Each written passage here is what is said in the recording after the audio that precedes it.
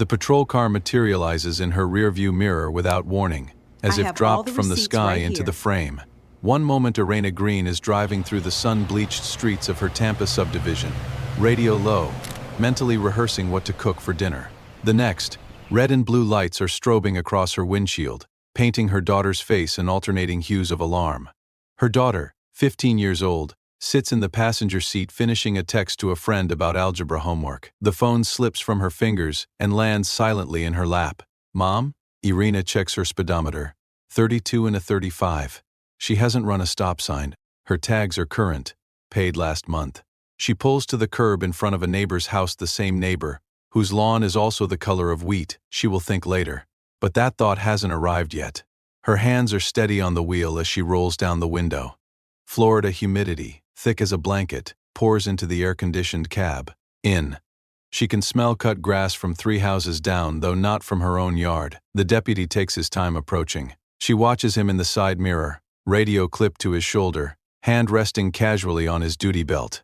He is young, she thinks, maybe younger than her daughter's math teacher. He stops at her window and does not ask for license and registration. He does not ask if she knows why he pulled her over. Instead, he says her name like a verdict being delivered in a courtroom she never entered. "Irena Green?" She nods. Her daughter goes perfectly, terrifyingly still beside her. "Step out of the vehicle, please." There is a moment, in every true story, where the ground beneath an ordinary life shifts, where the cracks that have been forming silently beneath the surface finally split open, and something alien and irreversible spills through. Irena is a mother, a homeowner, a woman who has never had so much as a speeding ticket in 41 years of living. She has spent the last 3 months complying with every petty demand hurled at her by the Trowbridge Company, the HOA management firm that patrols this subdivision every Sunday with clipboards, digital cameras, and an inexhaustible appetite for documentation. She sold her cargo van at a loss. She scrubbed her mailbox until her knuckles bled. She bought $200 worth of grass seed that she could not legally water because Hillsborough County itself had issued drought restrictions, banning irrigation entirely. She has done everything right. She has bent until her spine ached, and now a sheriff's deputy is asking her to step out of the car. She opens the door. The asphalt radiates afternoon heat through her thin sandals, baking the soles of her feet.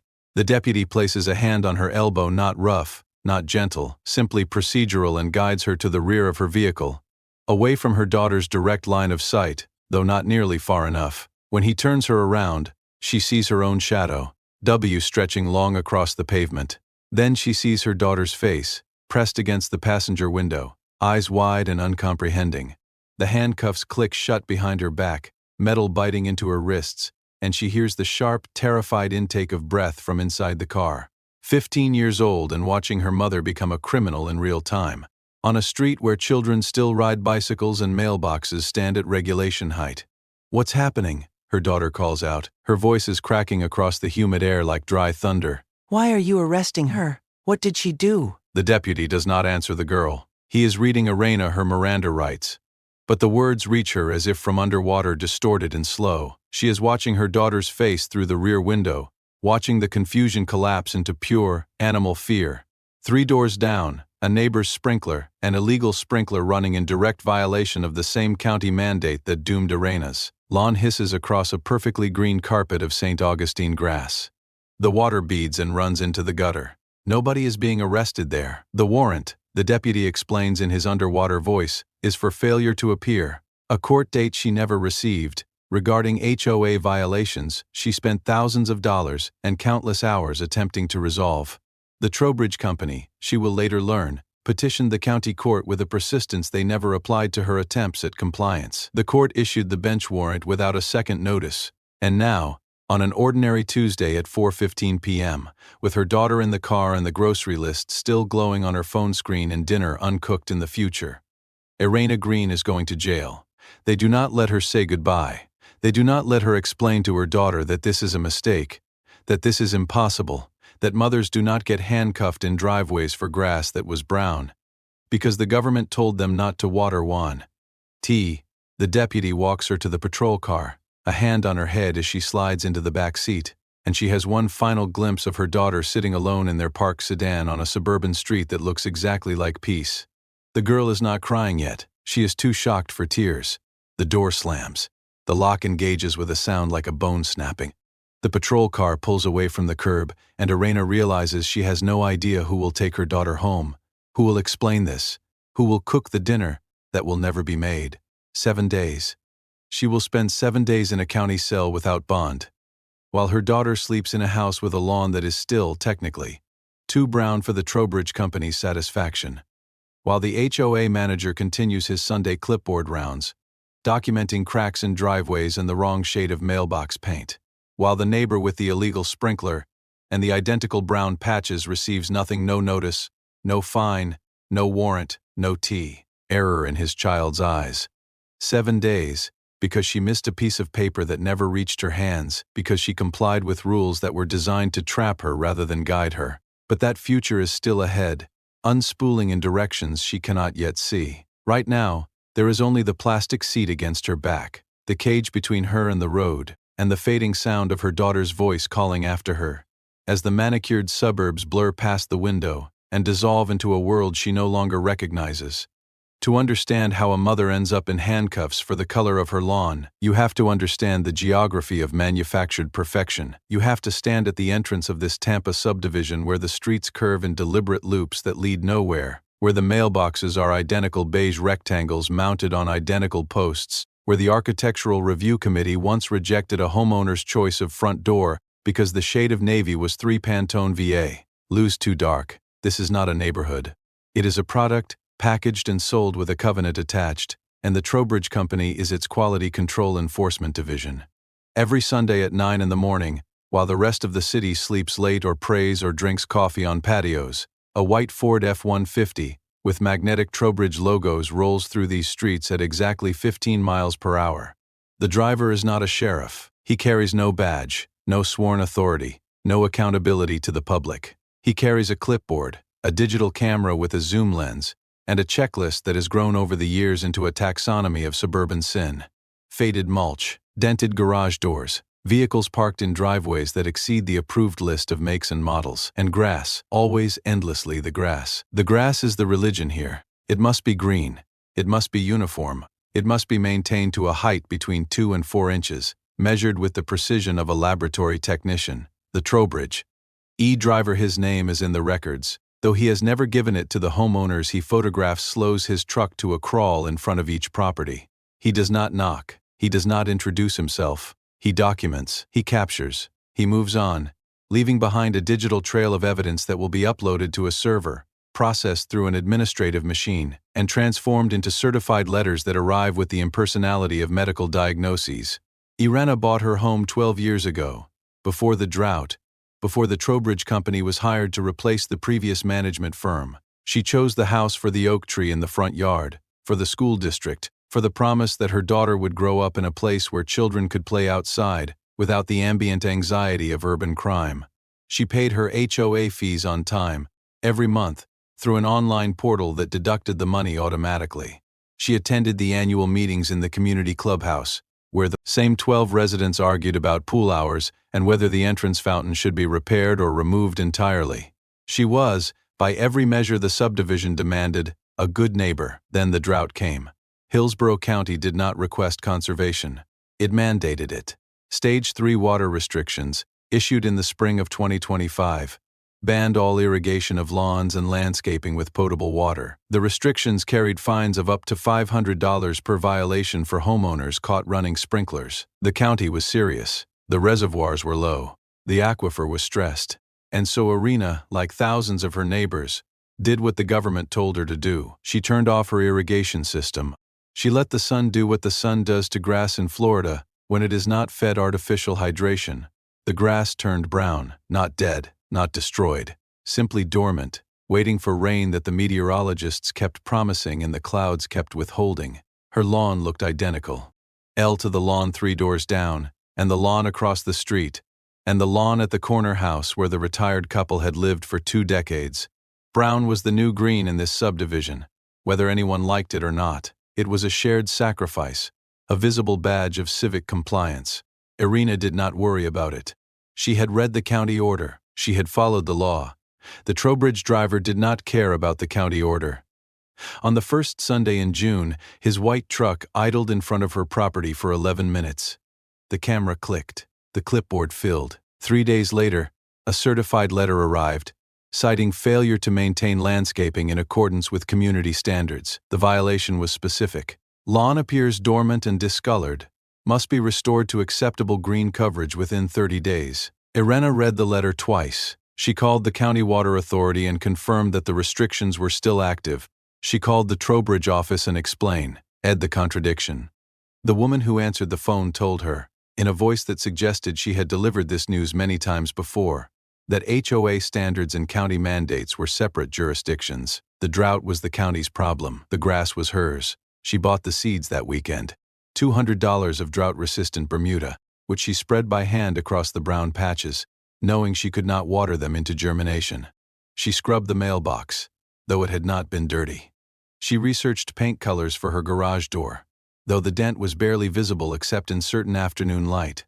She sold her cargo van, the vehicle she used for her part-time catering work, because the HOA's approved vehicle list did not include commercial-style vans, and the Trowbridge driver had photographed it in her driveway twice. She took a loss on the sale. She bought a sedan that fit the covenant's requirements. She did everything, and still, every Sunday, the white truck runs. Old past. The neighbor 3 doors down, the one with the identical brown lawn, the one who had installed an illegal irrigation system that drew from a backyard well and ran at 3 in the morning when the Trowbridge truck was safely parked, never received a letter. His grass was the same color. His violations, if the rules were applied with any consistency, were objectively worse. Unpermitted well drilling, illegal watering during Stage 3 restrictions, a commercial vehicle parked in his driveway every Tuesday when his landscaping crew arrived. The Trowbridge driver slowed in front of his house, camera ready, and then accelerated past without stopping. Irena watched this from her kitchen window, coffee cooling in her hands, her daughter's cereal bowl still in the sink. She told herself it was coincidence. She told herself the neighbor had received his letters on different days, that his violations were being processed through a different administrative queue, that the system was early, slow, not malicious. She told herself these things because the alternative was too large to fit inside her understanding of how the world was supposed to work. The alternative suggested that the rules were not rules at all, but instruments, applied selectively, aimed with precision. The Trowbridge Company had managed this subdivision for 3 years. In that time, they had issued 847 violation notices. Public records would later reveal that 812 of those notices went to properties on the east side of the community loop, where the original developer had built smaller homes on smaller lots, where the demographics skewed younger and less wealthy, where the residents were more likely to be renters or first-time buyers, or single parents working multiple jobs. The west side of the loop, where the retired couple lived, where the man with the illegal well lived, where the homes were larger, and the lots deeper, and the political contributions more substantial, received 35 notices in the same period.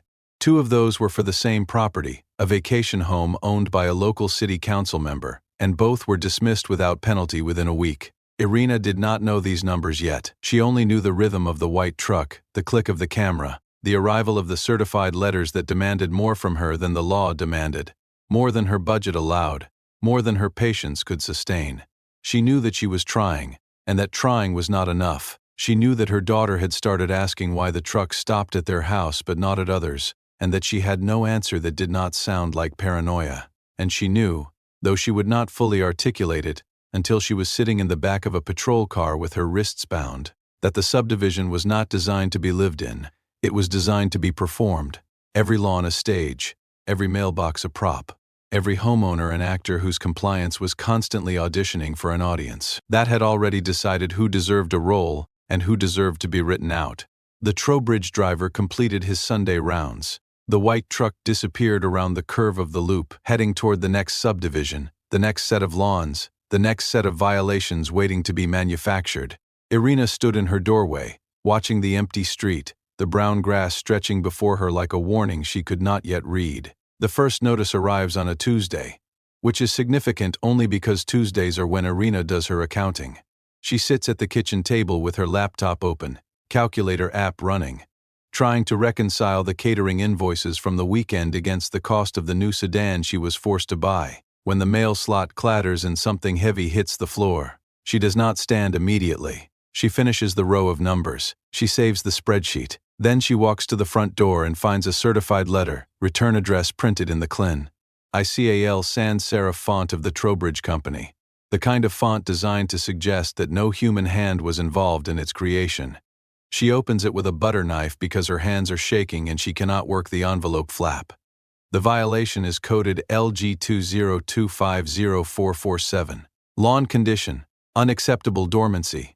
Discoloration exceeds community standard. Attached is a photograph, timestamp Sunday 9:14 a.m., showing her front yard from the curb.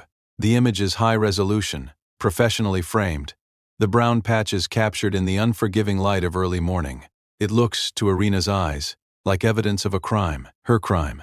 The grass she did not water because the county threatened to fine her $500 if she did. She has 30 days to comply. She marks the deadline on her calendar in red ink, the same calendar where her daughter's orthodontist appointment is written in blue and her catering shifts in black. The red date stares at her for 3 days before she drives to the garden center and buys $200 of drought-resistant Bermuda seed, a 50-pound bag she hauls into the trunk of the new sedan, which already smells of financial panic. She spreads the seed by hand on a Saturday afternoon, kneeling on the dormant lawn, pressing each grain into the hard soil with her fingertips because she cannot water them into place. The sun is merciless. Her daughter brings her lemonade in a plastic cup and watches her mother perform an agricultural ritual that both of them know is futile. "Will it grow?" the girl asks. Irena wipes dirt across her forehead and says, "It will have to." The second notice arrives 17 days later. This one is coded GD202506112. Garage door condition. Visible dent compromising aesthetic uniformity. The photograph shows a depression in the second panel from the bottom, a dent that has been there since before Irena bought the house, a dent caused by a hurricane in 2019 that sent a neighbor's tree branch into the door at 40 miles per hour. She has walked past this dent 12,000 times without seeing it. The Trowbridge driver saw it instantly, as if his eyes were calibrated to detect imperfection at the molecular level. She calls 3 contractors. The first quotes $800 to replace the entire panel. The second quotes $600 to hammer it out and repaint. The third, a man who listens to her explanation and seems to understand something about the nature of her emergency, quotes $450 to install a replacement panel he has in his warehouse from a canceled job. She hires him. She pays him with a credit card that still carries a balance from the sedan purchase. He works for 4 hours on a Thursday, while she caters a wedding across town. And when she returns, the garage door is smooth and beige and anonymous. She stands in the driveway and touches the new panel with her palm, feeling the manufactured perfection, wondering if the Trowbridge driver will approve. The third notice arrives before the paint on the garage door has fully cured. MB2A250733. Mailbox. Accumulation of grime and environmental debris below community cleanliness standard. The photograph is a macro shot, so close that the individual grains of pollen and dust are visible, so intimate that it feels like a medical examination. The mailbox is beige, like all the mailboxes, and it sits beside the driveway where the afternoon thunderstorms throw pollen and dirt, and the occasional dead leaf. It is not dirty, it is outside, but the notice does not distinguish between these conditions. It demands remediation within 30 days. Irena scrubs the mailbox on a Sunday morning, the same morning the Trowbridge truck is making its rounds in another part of the subdivision. She uses a wire brush she bought for $12 at the hardware store, and a solution of bleach and dish soap that burns her nostrils. She scrubs until the beige paint begins to fade, until her knuckles ache, raw and bleeding, until the metal is smooth and reflective and empty of any evidence that the world exists around it. She scrubs with a fury that surprises her, a fury born not from anger at the mailbox, but from the dawning realization that compliance is not a destination. It is a treadmill. The faster she runs, the faster the ground beneath her moves, and the Trowbridge Company controls the speed. Then comes the van. The cargo van is the final violation, and it is the one that breaks something in her that the grass and the garage door and the mailbox could not reach. The van is not a luxury. It is a tool. She bought it used 4 years ago for $3,200, a white Ford Econoline with 140,000 miles, and a dented rear bumper that she never bothered to fix because it did not affect the engine. She used it to transport catering equipment, chafing dishes, folding tables, boxes of linens. The van was how she made money. It was how she paid the mortgage that included the HOAF. Ease that funded the Trowbridge Company that was now systematically dismantling her life one certified letter at a time. The notice arrives with a photograph of the van in her driveway, captured on a Tuesday afternoon when she was inside folding napkins.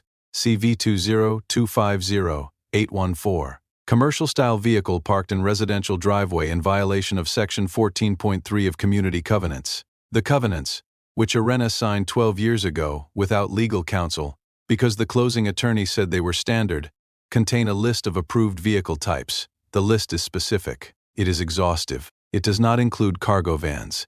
It does not include vehicles with ladder racks, commercial signage, or rear cargo doors. Irena's van had none of these things except the cargo doors. It was white. It was unmarked. But it was, in the eyes of the Trowbridge driver, an offense against the suburban aesthetic. She has 30 days to remove it. She lists the van on a classified site for $2,800, $400 less than she paid, $2,000 less than it is worth to her livelihood. A man calls within hours. He runs a lawn service. He needs a cargo van. The irony is so dense that Irena cannot speak it aloud. She meets him in a grocery store parking lot and watches him inspect the engine, kick the tires, nod with the satisfaction of a man who has found a bargain. He pays her in cash, $2,800 in 20s, that she counts twice in the front seat of her new sedan. She drives home without the van for the first time in 4 years. She looks at her empty driveway and feels a loss that has nothing to do with transportation. She has sold her income to buy her freedom, and she is not sure she has enough of either left. The 30-day window for the grass violation closes. The seed, unwatered, has not germinated. The lawn is still brown. She sends an email to the Trowbridge office with photographs of her compliance. The new garage door panel, the scrubbed mailbox, the empty driveway. She attaches the receipt for the Bermuda seed. She attaches the county drought restriction order. She writes, "I am in full compliance with all community standards to the extent permitted by law. Please advise on next steps." She receives an automated response. "Your ticket has been logged. Someone will respond within 3 business days. No one responds within 3 business days. No one responds within 7 business days." On the 10th business day, a 4th notice arrives. It does not cite a new violation. It is a notice of continued non-compliance regarding the original grass violation, LG 20250-447, which has now been escalated to a formal hearing before the HOA board. The hearing is scheduled for a Thursday evening in the community clubhouse, the same room where Irena once argued about pool hours. She is required to attend. She is required to present evidence of her compliance. She is required to defend her lawn against the charge of being brown during a drought that the county itself mandated. She marks the date on her calendar. She buys a folder at the drugstore to organize her receipts. She practices her statement in the mirror, trying to find the tone that will convince the board that she is a good neighbor, a compliant homeowner, a woman who has done everything they asked even when what they asked was impossible. She tells herself that this will be the end of it, that once she stands before the board and shows them the garage door and the mailbox, and the empty driveway, and the seed she could not water, they will see reason. They will see her. They will see that she has bent until her spine ached, and they will stop. She believes this because the alternative is to believe that the system is not broken but weaponized, that the rules are not guidelines but traps, that the Trowbridge Company and the board and the county court are not separate institutions, but connected gears in a machine designed to consume people exactly like her. She believed. Is this because she has to? Because her daughter is 15 and watching? Because she has already sold her van and scrubbed her knuckles raw and paid $400 down she did not have for a garage door dent that existed before she did? The folder sits on her kitchen table, full of evidence, full of hope, full of the terrible weight of a woman who has mistaken obedience for protection. The clubhouse smells of chlorine and industrial carpet cleaner, a scent that hits Irena the moment she pushes through the glass doors. She has been here before, for the pool meetings, for the holiday decoration contests, for the annual budget reviews, where the same 12 residents argue about whether the entrance fountain should be repaired or removed. But tonight, the room is different. The folding chairs are arranged in rows facing a folding table draped in a white cloth that does not reach the floor. Behind the table sit 5 members of the HOA board, their faces illuminated by the harsh, overhead fluorescence, and to their right, in a metal chair that looks borrowed from the pool deck, sits the Trowbridge driver. He is not wearing his company polo. He is wearing a navy blazer and khakis, and he is holding a leather folio that looks more expensive than Irena's monthly mortgage payment. She takes a seat in the front row. She has her drugstore folder. She has her receipts organized chronologically. She has her statement, practiced in the mirror, committed to memory. She sits with her knees pressed together, her hands flat on the folder, and waits for the board president to call her name. The hearing begins at 7:03 p.m. The agenda lists 6 items. Irena is item 4. She listens to the first 3. A dispute about a fence height, a complaint about a barking dog, a request to install solar panels that the board denies because the panels are visually inconsistent with community aesthetic. Each case takes 7 minutes. Each homeowner speaks. Each board member asks 1 or 2 questions. Then the Trowbridge driver reads a prepared statement, and the board votes. The fence stays, the dog stays, the solar panels do not. When her name is called, Irena stands. Her legs feel distant, as if they belong to someone else. She walks to the center of the room facing the table and places her folder on the lectern that is not a lectern but a music stand from the clubhouse storage closet. She begins with the drought order. She passes copies of the county mandate to each board member. She explains that she could not water the grass because the government forbade it. She explains that she bought the Bermuda seed, that she spread it by hand, that she has the receipt. She explains the garage door, the mailbox, the van. She opens her folder and displays the evidence like a lawyer presenting exhibits. The contractor's invoice, the photograph of the scrubbed mailbox, the classified ad showing the van sold, the empty driveway captured in afternoon light. The board president is a man named Harold Vance. He is 73 years old, retired from a career in commercial real estate, and he owns 3 properties in the subdivision, none of which have ever received a violation notice. He listens to Irena with his fingers steepled beneath his chin, his eyes fixed on a point somewhere above her left shoulder. When she finishes, he does not look at her evidence. He looks at the Trowbridge driver. "Mr. Trowbridge," he says. Not a question, an invitation. The driver stands. He does not use the music stand. He walks to the front of the room, positioned slightly to Irena's left, and opens his leather folio. He has photographs. He has dates. He has a timeline that begins with the first Sunday in June and ends with this evening, and he presents it with the calm authority of a prosecutor delivering closing arguments. The grass, he says, remains dormant. The seed, he says, was improperly installed. The county mandate, he says, does not supersede the community covenants, signed by the homeowner at closing. The covenants, he reminds the board, are a binding contract. They are not suggestions. They are not weather-dependent. They are the law of this subdivision, and Irena Green has violated them repeatedly, willfully, and with an attitude of non-compliance that has forced the management company to escalate this matter beyond the informal resolution stage. Irena opens her mouth to speak. The board president raises his hand. "Thank you, Mrs. Green. Your statement is on record." She has spoken for 4 minutes. The Trowbridge driver has spoken for 11. The board does not ask her any questions. They do not examine her receipts. They do not look at the county order she placed in their hands. They vote. 5 hands rise in unison. The motion passes. Irena is found in violation of community standards. She is fined $1,000. She is given 30 days to bring her property into full compliance, including the restoration of green lawn coverage, less of county water restrictions. And she is informed that failure to comply will result in the matter being referred to the county court for enforcement. She leaves the clubhouse at 8:19 p.m. The night air is thick and warm and smells of the jasmine blooming along the clubhouse fence. She sits in her sedan in the parking lot with the folder in her lap, the evidence unread, the verdict delivered. She does not cry. She is too stunned for tears. She drives home and parks in her empty driveway and stares at her brown lawn under the streetlight. And she understands, finally, that she was not there to defend herself. She was there to be processed. The 30 days begin. She spends the first week calling attorneys. 3 refuse to take HOA cases. 2 quote retainers she cannot afford. 1 listens to her story for 20 minutes and then tells her, gently, that the covenants she signed almost certainly contain a clause allowing the HOA to pursue legal action for unpaid fines, and that it will cost more than paying it. She spends the second week trying to negotiate with the Trowbridge office. She leaves 7 voicemails. She receives 1 callback from a woman who tells her that payment plans are available but compliance is non-negotiable. She spends the 3rd week watching her bank account, calculating whether she can pay the fine and the mortgage and the HOA fees, and still buy groceries. She spends the 4th week in a paralysis of dread, waiting for the next letter, the next notice, the next phase of a machinery she cannot see, but can feel grinding forward.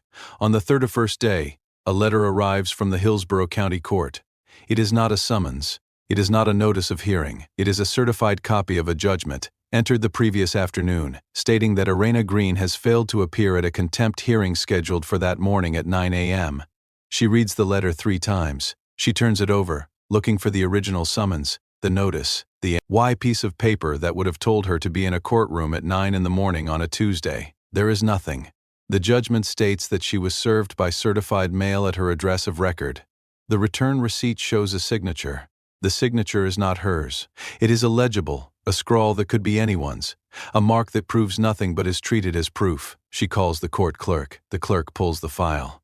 Yes, the summons was mailed. Yes, the return receipt was signed. Yes, the hearing proceeded in her absence. Yes, the HOA's attorney was present. Yes, the judge found her in contempt for failure to comply with the court's previous order. Irena asks what previous order. The clerk tells her that the HOA's attorney filed a motion for enforcement 30 days after the board hearing, and that the court issued an order requiring her appearance. She asks when this motion was filed. The clerk says the file shows it was filed 14 days ago. She asks when the order was mailed. He clerk says the file does not specify. The contempt finding carries a bench warrant, not a civil penalty, not a fine. A criminal bench warrant, issued by a county judge, authorizing any law enforcement officer to take Irena Green into custody and hold her until she can be brought before the court. The warrant is active immediately. It is entered into the statewide database that evening. It sits there, electronic and invisible, waiting for her license plate to be scanned, for her name to be checked, for an ordinary Tuesday afternoon to become the moment her life splits in half. She does not know about the warrant, not yet. She spends the next 3 days trying to find an attorney who will file an emergency motion to vacate the judgment. She spends the next 3 nights lying awake, listening to the illegal sprinkler 3 doors down, calculating the impossibility of her situation.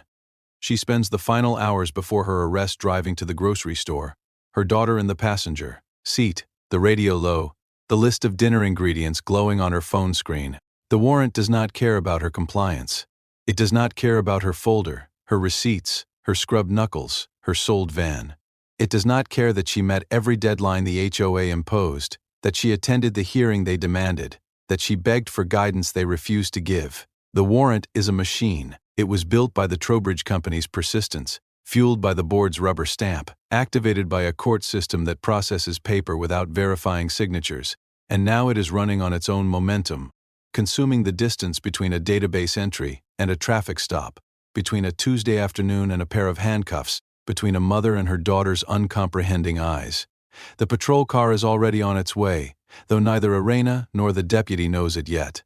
The database has already spoken, the machinery has already decided, and all that remains is the collision, the moment when the woman who did everything right discovers that the system was never designed to reward obedience. It was designed to punish the belief that obedience would be enough. The booking desk is a counter of scuffed laminate and bulletproof glass, staffed by a corrections officer who has processed 300 people this month and remembers none of them. Irena stands with her wrists still bound behind her back, the plastic zip ties the deputy used, having been replaced with steel cuffs at the station. Her shoulder aches where the patrol car's door frame caught her as she slid into the back seat. Her mouth is dry. She has not been allowed to make a phone call. She has not been told what she is charged with. She has only been told, by the deputy who drove her here, that there is a warrant, and that warrants mean no bond until a judge sees her. She gives her name, her date of birth, her social security number. The officer types without looking at her. The computer screen reflects in the glass. Between them, green text on black, and she sees her name appear in a font that looks nothing like the Trowbridge Company's clinical correspondence. This font is older. It belongs to a system that does not photograph mailboxes or measure grass. It simply holds people. Empty your pockets, the officer says. She has $3 in 20s. She has a grocery list written on the back of a catering receipt. She has a photograph of her daughter, laminated, that she keeps in her wallet because her daughter gave it to her on Mother's Day 2 years ago. The officer places each item in a manila envelope. He does not look at the photograph. He writes a number on the envelope with a permanent marker. The number is 7 digits long. It is now her name. The holding cell is concrete and fluorescent light, and the smell of industrial disinfectant that does not quite mask the smell of human anxiety. There are 6 other women. One is sleeping on a bench, her face turned to the wall. One is crying, a low continuous sound that does not rise or fall. One is talking to herself, a conversation in Spanish that Irena cannot follow but understands completely. She finds a space on a bench and sits with her hands folded in her lap, the way she sat in the HOA hearing, the way she sits at catering events when the guests are difficult and the tips are uncertain. She is waiting. She has been waiting for months, for violations, for hearings, for justice, and now she is waiting for a judge who will not appear until morning at the earliest. The bench is cold, the lights do not dim. Time in a holding cell is not measured in hours but in the shifting of bodies, the opening and closing of the heavy door, the delivery of meals that arrive on plastic trays and leave on plastic trays, indistinguishable from one another. She does not eat. She cannot eat. She sits with her compliance folder in her mind, the folder that is now in her sedan, which has been towed to an impound lot she cannot afford, and she rehearses the speech she will give to the judge. The drought order, the Bermuda seed, the scrubbed mailbox, the sold van. She rehearses it until the words lose their meaning, until they become sounds, until they are just another noise in the cell alongside the crying and the Spanish and the fluorescent hum. Morning comes without windows. A corrections officer reads a list of names. Irena's is among them. She is led to a courtroom that is not a courtroom but a video conference room, where her image is transmitted to a judge sitting in a building 4 miles away. The judge appears on a screen mounted to the wall. He is wearing reading glasses. He is looking at a file. He does not look at her. "Mistress Green," he says, "you failed to appear at a contempt hearing. The court issued a bench warrant. Do you understand?" She understands. She tries to explain. She tells him about the summons she never received.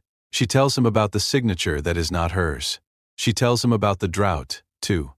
He seed, the van, the mailbox, the Trowbridge Company, the board, the hearing where no one asked her a question. She speaks for 2 minutes. The judge listens without expression. When she finishes, he looks at the screen and says, "The warrant stands. No bond. You'll be brought before the court in 7 days. 7 days. The number hangs in the video conference room like a physical object. She tries to speak again. The corrections officer touches her elbow. The screen goes dark. She is led back to the cell, and the heavy door closes behind her, and she is alone with a number that makes no sense. 7 days for brown grass.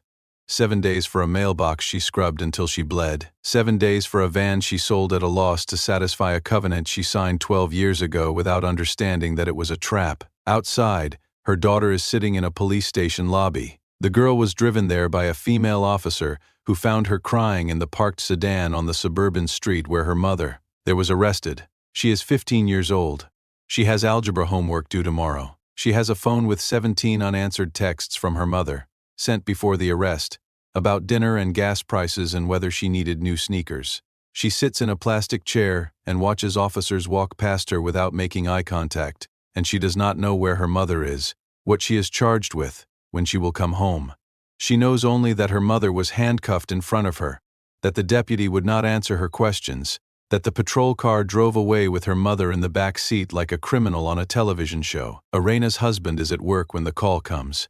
He is driving a delivery route for a medical supply company, his phone mounted to the dashboard, when he sees the number from the Hillsborough County Sheriff's Office. He pulls into a gas station parking lot and answers, and a voice tells him that his wife has been taken into custody, that there is a warrant, that she is being held without bond, that he can visit during designated hours if he is approved as a visitor. He sits in his delivery truck for 11 minutes after the call ends, staring at the steering wheel, trying to understand how a Tuesday afternoon has become this. He does not know about the HOA hearing. He does not know about the Trowbridge driver. He knows only that his wife is in jail, and that he has deliveries to make, and that the medical supply company does not pay him for hours he does not work. Day 1. Irena lies on her bunk and listens to the sounds of the cell block. She counts the footsteps of the corrections officers. She tries to remember the last thing she said to her daughter before the deputy approached the window. It was something about dinner, something about chicken. She cannot remember the exact words, and this failure consumes her with a grief that is out of proportion to the memory because it is not about the memory. It is about the last moment of normalcy. ND how she did not know it was the last moment, and how she would have held it differently if she had known.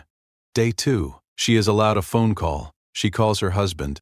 The line is monitored. She has 15 minutes. She spends the first 3 minutes crying, the next 5 explaining the warrant, the next 6 listening to her husband describe the delivery route he is driving while trying to find an attorney, and the final minute in silence, both of them holding the phones to their ears, listening to each other breathe across the distance between a cell and a delivery truck. Day 3. She receives her first visitor. It is not her daughter. Minors are not permitted. It is not her husband, who is working a double shift to cover the impound fees for the towed sedan. It is a woman from the public defender's office, young and overworked, who has read the file and does not understand why a bench warrant was issued for a civil HOA matter. She takes notes. She promises to file an emergency Tion. She does not promise that it will be heard before the 7 days expire. Day 4. The Trowbridge truck makes its Sunday rounds. Irena does not see this. She is in her cell, counting the tiles on the ceiling, but 3 doors down, the white Ford F-150 idles in front of the house with the illegal sprinkler and the identical brown grass. The driver raises his camera. He zooms in on the lawn. He captures the brown patches, the same color as Irena's, the same dormancy, the same violation. Then he lowers the camera. He does not write a citation. He drives on, past Irena's house, where the grass is still brown and the mailbox is still scrubbed and the driveway is still empty of the van that is now hauling someone else's lawn equipment across town. The clipboard does not note Irena's absence. The clipboard does not note anything except the next address, the next lawn, the next opportunity to document. Day 5. Her daughter stays home from school. She tells her father she is sick. I'm not sick. She is sitting in her mother's bedroom, on her mother's side of the bed, holding the laminated photograph that should be in the manila envelope at the booking desk. She is looking at the walls, at the calendar still marked with red deadlines that have all been replaced by a single black mark, the day her mother was taken. She is trying to understand how a place that looks like safety can produce this, how a street that looks like peace can hide a machinery that eats mothers. Day 6. The emergency motion is filed. The public defender calls Irena in the cell block. The judge will hear it tomorrow, she says. The same judge from the video screen. The same file. The same warrant. Irena thanks her. She hangs up the phone and returns to her bunk and stares at the ceiling until the lights, which never fully darken, dim slightly for the night hours. She has been here 6 days. She has not seen sunlight. She has not touched her daughter's hand. She has not stood in her own driveway, or looked at her own lawn, or heard the illegal sprinkler 3 doors down hissing across the green grass that its owner waters in violation of the same county order that doomed her. Day 7. She is brought before the judge in person. The courtroom is wood and leather, and the smell of old paper. The judge is the same man from the screen, older in person, smaller. The public defender speaks. The HOAS attorney speaks. The Trowbridge Company is not present, but their photographs are in the file, their violation notices, their persistence. The judge listens. He looks at Irena. He looks at the file. He vacates the contempt finding. He orders her release. He does not apologize. He does not explain why it took 7 days. He simply signs a paper, and the machinery that consumed her spits her back into the world. She walks out of the courthouse at 2:47 p.m. Her husband is there, unshaven, still in his delivery uniform. He does not ask if she is okay. He knows she is not okay. He puts his arms around her, and she feels the sun on her face for the first time in 7 days, and she weeps with a violence that scares the people walking past them on the courthouse steps. She weeps not for the cell, not for the bench, not for the fluorescent lights. She weeps because she did everything right, and they took her anyway, and now she is free, and she does not know what freedom means anymore when the rules that govern her life can be weaponized by a man with a clipboard and a Sunday morning routine. The Trowbridge truck is on its rounds when she arrives home. She sees it from her husband's delivery truck, the white Ford F-150, the magnetic logos, the driver with his camera and his checklist. He does not see her. He is focused on the lawn 2 houses down, where a new violation waits to be born. Irena looks at her own lawn. It is still brown. It is still dormant. It is still, in the eyes of the covenant she signed, unacceptable. But she is home. Her daughter is inside, waiting. And for a moment, standing in her driveway with the sun on her face and the machinery temporarily paused, she believes that the story is over. She believes that the viral news coverage, the public outrage, The 7 days in a cell have taught the Trowbridge Company something about limits. She believes that compliance, finally, will be enough. She is wrong. The machinery is only catching its breath. The story does not break. It detonates. Within 48 hours of Irena's release, the footage captured by a neighbor's Ring camera, by a passerby's phone, by the dash cam of a car stopped behind the patrol vehicle has been viewed 4 million times. The image of a mother being led away in handcuffs while her daughter presses against the passenger window is a visual that bypasses logic and strikes directly at the nervous system. It is shared by people who have never heard of Hillsborough County.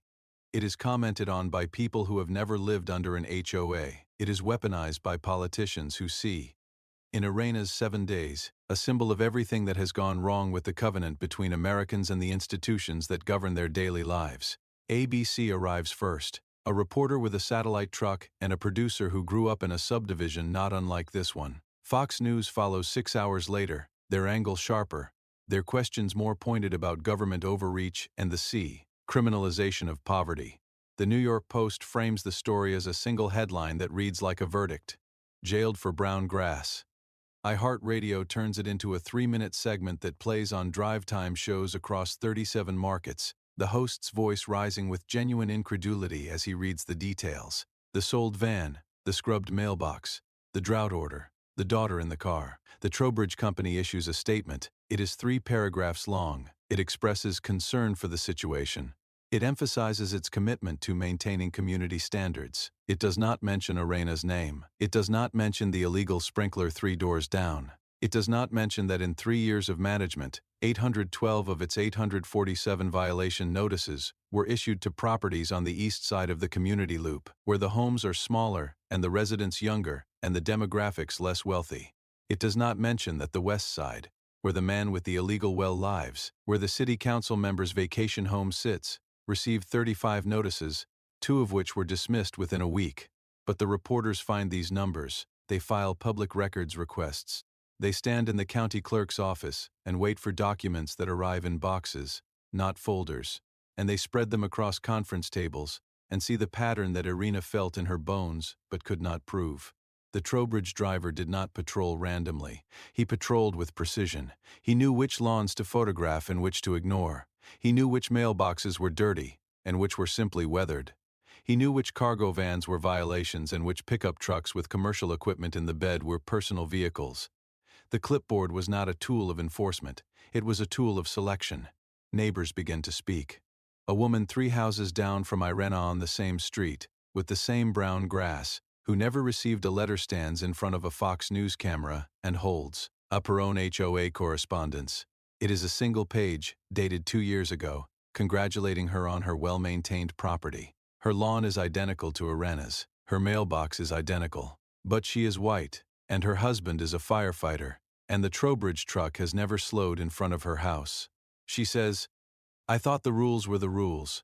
I didn't know they were optional until I saw what happened to Irena." A man on the corner lot, who has lived in the subdivision for 8 years, reveals that he has been running his sprinkler system throughout the drought, drawing from a well he drilled without permit, and that he has never been cited. He is not bragging. He is confessing. He says, "I saw them take her. I saw them put her in the car, and I knew I should have been the one standing there. I knew it was supposed to be me." He is white. He is retired. He owns his home outright. He has never sold a van to pay a fine. He has never scrubbed his knuckles raw for a mailbox. The RASI targeting angle is not an angle. It is a geometry. It is the shape of the entire system, visible only when the map is pulled back far enough to show the east side and the west side, the 812 notices, and the 35, the brown lawns that were crimes, and the brown lawns that were invisible. Irena is black. She is a first-generation homeowner. She is a single mother who works catering shifts to pay a mortgage that includes the fees that pay the Trowbridge Company that sent her to jail. She is the only person cited on a street full of identical violations, and the mathematics of that singularity are too precise to be accidental. And then, while the cameras are still rolling, while the hashtags are still trending, while the Trowbridge Company is hiring a crisis communications firm to manage the optics, the machinery grinds forward. Foreclosure notices arrive on the same street. Not to Irena, not yet. Her case is too public, too hot, too viral for the immediate move. but to her neighbors, to the East Side, to the homes that have been accumulating fines for years, that have been unable to pay, that have been caught in the same treadmill Irena ran until her spine broke.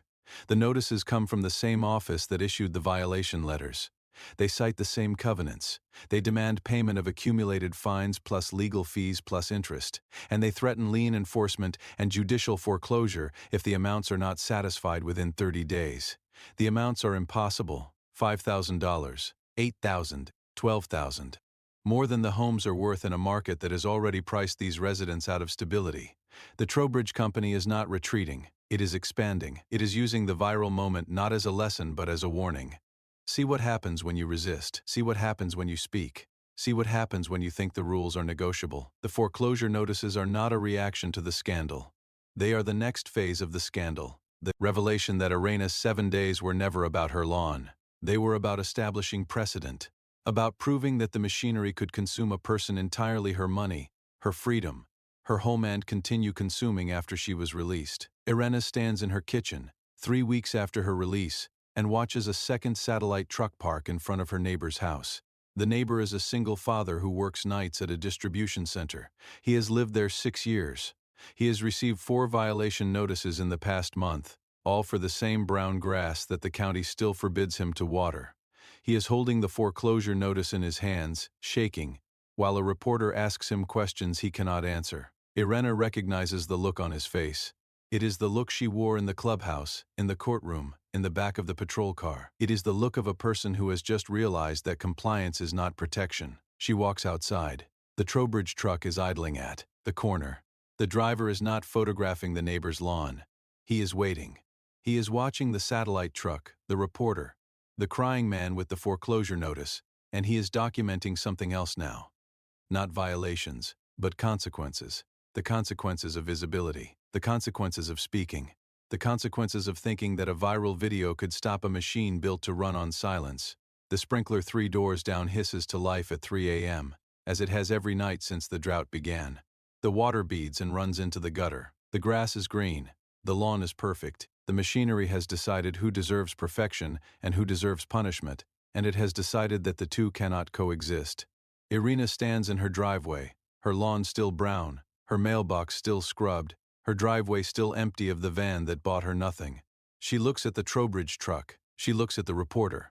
She looks at her daughter's window, where the girl is awake, watching, 15 years old and learning the exact shape of the world she will inherit. And the question that haunts this story, the question that will follow the viewer out of this video and into their own subdivision, their own mailbox, their own lawn, is not whether Irena will win. It is not whether the Trowbridge Company will be fired, or the board will be replaced, or the covenants will be rewritten. The question is simpler. It is darker. It is the question that Irena asks herself at 3 a.m., listening to the illegal sprinkler, holding the foreclosure notice her neighbor gave her, because he did not know what else to do. If you do everything they say, and they take you anyway, what is left to sell? The machinery is still running. The Sunday rounds continue. The clipboard is full. And somewhere, in a subdivision that looks exactly like peace, a mother is scrubbing her mailbox until her knuckles bleed, believing that this time, obedience will be enough.